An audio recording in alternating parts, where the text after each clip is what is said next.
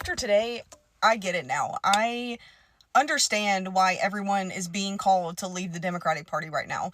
I don't know if it was always this way. I don't feel like it was always this way, but this party has been infiltrated by the devil. I watched a few lives of these protests today, and I found something in one of these protests that was actually scary. Now, these pictures are not the best because I tried to get screenshots from these as quick as I could, but this lady right here, and I have no idea what state this was in, but they pulled up this gate of hell, and this devil lady came. Yes, we have seen demonstrations, people coming out in numbers to demonstrate against Elon Musk and President Trump.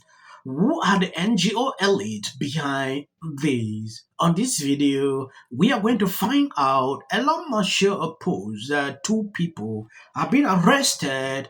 It is important I show you what exactly is going on. But before we do that, there is this video I want you to see, extremely concerning. These people took over the street few hours ago. If you remember, I have seen the mainstream media promoting this over and over. And some of them are finding out that what they're doing is not okay.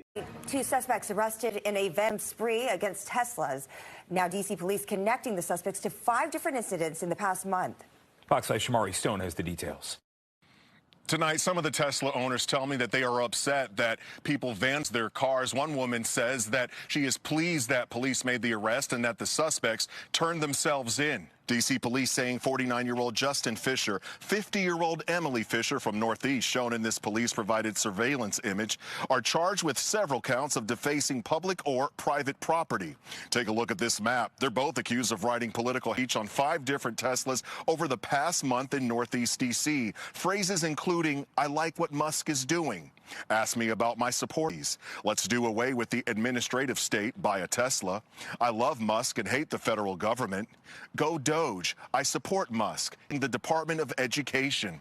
Across the country, after Tesla CEO Elon Musk took charge of the Department of Government Efficiency, cutting federal spending and laying off or firing thousands of federal workers. Yes, expose who are the NGO elite behind this. Meet Justin and Emily Fisher, the DC power couple, now charged with this. Justin Fisher spent nearly 15 years at the GAO, the same bureaucracy Elon Musk Dodge reforms aim to streamline. Emily Fisher is an executive at Smart Electric Power Alliance, a non-profit that pushes green energy policies here. Going after Tesla, the one man actually making clean energies scalable. You can see the hypocrisy in this. You understand exactly that politics is all in this. SEPA lobbies for federal incentives host lavish summit and partners with utility giant. Its leadership is now linked to pretty hate crime against Tesla. This is the non-profit industrial complex exposed, tax-funded, elite-backed, obsessed with power, not progress. Elon must share this, and this is exactly what is going on. After today, I get it now. I understand why everyone is being called to leave the Democratic Party right now. I don't know if it was always this way. I don't feel like it was always this way, but this party has been infiltrated by the devil. I watched a few lives of these protests today, and I found something in one of these protests that was actually scary. Now, these pictures are not the best because I tried to get screenshots from these as quick as I could, but this lady right here, and I have no idea what state this was in, but they pulled up this gate of hell, and this devil lady came out of it. What this lady was portraying was her walking out of the middle of that sign right there. She literally opened the gates of hell and walked out onto that stage. And I don't know if you can see this one as well, but this guy right here came out right after her, and he was also dressed like the devil. Of course, they had the guy running out with a chainsaw like Elon because they wanted to distract you from all of this. But the irony of them coming out of a sign that said gates of hell and then coming out and saying that Trump had opened the gates of hell is crazy. And not only that, but after they finished their speech, they had a whole devil squad come out and they did some kind of choreographed dance. And the proof is all over the place, okay? If you go into any conservative content creator's profile right now and look in their comment sections, look at the amount of hate and disgust that is being spewed from this party right now. Believe it or not, it is possible for you to disagree with someone and be upset that your candidate lost without having to tell people that they're ugly, that their entire family is ugly, that they deserve nothing in life. I hope you get everything you asked for. Like, this is demonic stuff, y'all. And believe me, I am one of the ones, like 2 years ago, I would have said, okay, look, we don't have to put the devil in everything. The devil's not the cause of everything. And I still believe that. I still believe that some people do use the devil as an excuse to excuse their bad behavior, but this is like undeniable. This is putting the devil right in your face and wanting you to celebrate him. And you know how I know? Because they came out of the middle of those gates of hell and then tried to tell you that Trump is the one that opened the gates of hell. So if you are feeling called to walk away from this party right now, do it, okay? Walk away. Protect your peace and protect your soul. They have had people in the streets all day long screaming out 8647. If you are screaming out for the death of someone else and then claiming that you're not working for the devil, I can't help you. And I know that the right had their things to say about Joe Biden when he was president, but in my opinion, there is a very big difference between saying, let's go Brandon, and saying 8647. I still am not going to call myself a Republican. Like, I am not interested in joining that party, but I will tell you right now, I will never, ever, ever call myself a Democrat. I do not claim that energy, and honestly, I want to be as far away from that as possible. Feels like it, right? That said, may I suggest that you go to bed kind of early, hydrate, eat your Wheaties in the morning, maybe put off the Friday night cocktail to make it a Saturday night cocktail this week, if at all. I'm only saying that because tomorrow is going to be very busy. Saturday is going to be very busy. I said at the top of the show, there are more than 1,200 protests planned for tomorrow in all 50 states. I stand corrected. It is more than 1,300 protests planned in all 50 states. It's expected to be the largest single day of protest since Donald Trump took office. Joining us now is Ezra Levin. He's co-founder of Indivisible, which is one of the groups that is promoting these events tomorrow. Ezra, thanks very much for joining us tonight. You were here just a couple of 3 weeks ago talking about the earliest idea for April 5th being sort of a hub for events all over the country and in Washington. How has the organizing gone? What has the response been compared to what you expected?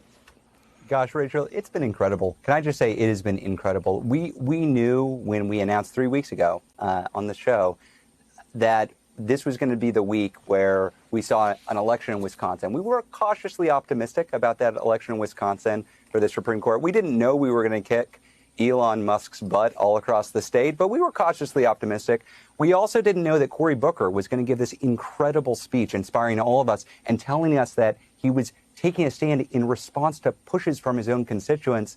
And we also didn't know that Donald Trump was going to launch a global attack on the economies of not our economy, but the global economy. This confluence of events, this sense that they are overreaching so much and there is a possibility to fight back and win is leading to this just incredible response. As you said, more than 1,300 events every single state. Yes, there are over 100 events in California. There are more than 60 in the state of New York, more than 50 in Washington. But it's not just blue states, Rachel. We see 17 events across the state of Montana, 14 across Alaska. This is everywhere. We're not just talking about one event in every state. We're talking about multiple, sometimes dozens of events. And these are normal, everyday people who are saying, hey, I've had enough. I've seen institutions fall. I've seen the universities. I've seen businesses. I've seen law. Yes, this is Rachel. They were the one behind, promoting this demonstration that happened yesterday. And what is the end result of that? I want to know because Elon Musk is unstoppable. I watched the other day. They got up like, oh, Trump has fired Elon Musk, which all came out to be a lie. CNN did a segment yesterday saying this was a strategy the Trump administration did just to distract people. But I was like, Elon Musk's position has always been there. Even if he's not there, these Dutch activities will continue. It is big organizations working every single day to look into some of these issues. So, what is the concern with Elon Musk? Because he's the head. What exactly? I don't get it. To me, if it's possible, Elon Musk should not step aside because what I see now, they attribute to this loss that happened the other day with the Supreme Court, like Elon Musk contributed to that. Elon Musk not near. Okay, during the election when Trump was campaigning, Elon Musk moving up and down. Why is it that these same people didn't say that Trump won? If you are in politics, know that sometimes you will win. Not every time you have to win. You will lose sometimes. So I don't get it. Yeah, look, the number one problem in almost all these cities is George Soros elected left-wing, anti-police, pro-criminal district attorneys who refuse to keep people locked up.